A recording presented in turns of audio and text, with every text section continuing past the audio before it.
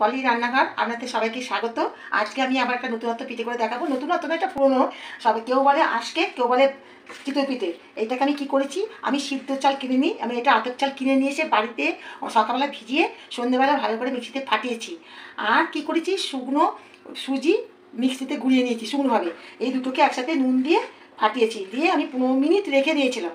রেখে দেওয়ার পর এবার আবার যখন করেছি, আবার তখন জল দিয়ে একটু ঘেটে নিয়েছি, নিয়ে এখানে মাটির সরাটা বসিয়ে দিয়েছি। প্রথমে এটাকে আমি চাপাতে হিট করেছি, এভাবে হিট করে নিয়েছি, বেশ কিছুক্ষণ হিট করে নিয়েছি। হিট করার পর আমি এই তেল জল একসঙ্গে মিশিয়ে আস্তে আস্তে আমি এটাকে ভালো করে লাগিয়ে দেবো, ভালো করে লাগিয়ে দেবো। দিয়ে এবার আমি এক হাতা করে এই 4টে খোপে দিয়ে দেবো।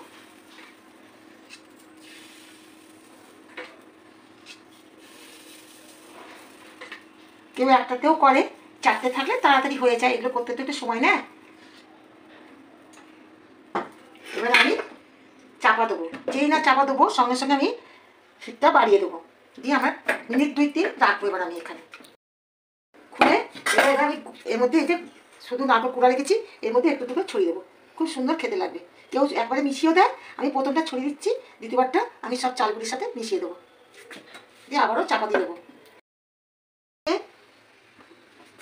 চিতই পিঠেটা হয়ে গেছে। এই খুন্তি এরকম একটা আপনারা ছুরি দেবেন, নিয়ে এই দেখুন খস করে উঠে গেল, দেখুন পেছনটা পড়েও না, কিছু হয়নি।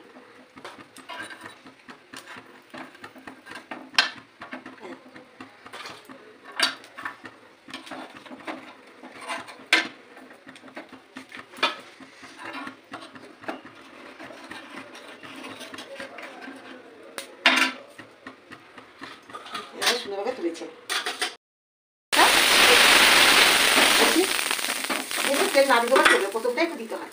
এর সাথে আমি এবার নারকেলটা মিশিয়ে দিয়েছি। ঠিক একই পদ্ধতিতে আপনারা এভাবে আস্তে আস্তে খোপগুলোতে ঢালবেন।